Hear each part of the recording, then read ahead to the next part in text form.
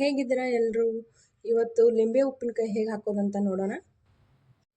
ನಾನು ಲಿಂಬೆ ಹಣ್ಣನ್ನು ತೊಳೆದು ಒರೆಸಿ ಇಟ್ಕೊಂಡಿದ್ದೀನಿ. ಇದನ್ನು ಸಣ್ಣ ಪೀಸಸ್ ಆಗಿ ಕಟ್ ಮಾಡ್ಕೊಳ್ಳೋಣ. ಉತ್ತರ ಕರ್ನಾಟಕ ಸ್ಟೈಲಲ್ಲಿ ನಾನು ಲಿಂಬೆ ಉಪ್ಪಿನಕಾಯಿ ಹಾಕ್ತಾ ಇದ್ದೀನಿ.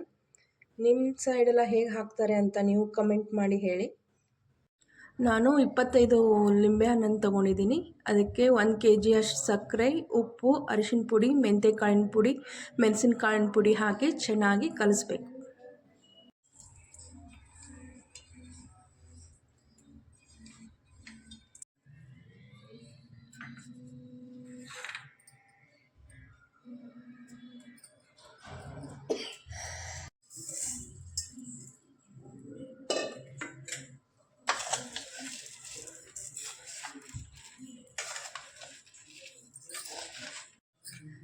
ಉಪ್ಪಿನಕಾಯಿ ರೆಡಿ ಆಗಿದೆ. ಈಗ ಇದನ್ನು ಗ್ಲಾಸಿನ ಜಾರಲ್ಲೇ ಹಾಕಿಡಬೇಕು.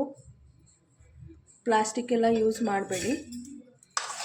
ಇದನ್ನು ಹಾಕಿ 3 days ಆದಮೇಲೆ ಮತ್ತೆ ಓಪನ್ ಮಾಡಿ ಚೆನ್ನಾಗಿ ಕಲಸಿ ಉಪ್ಪು ಸಕ್ಕರೆ ಟೇಸ್ಟ್ ನೋಡಿ ಮತ್ತೆ ಸ್ವಲ್ಪ ಹಾಕಬೇಕು.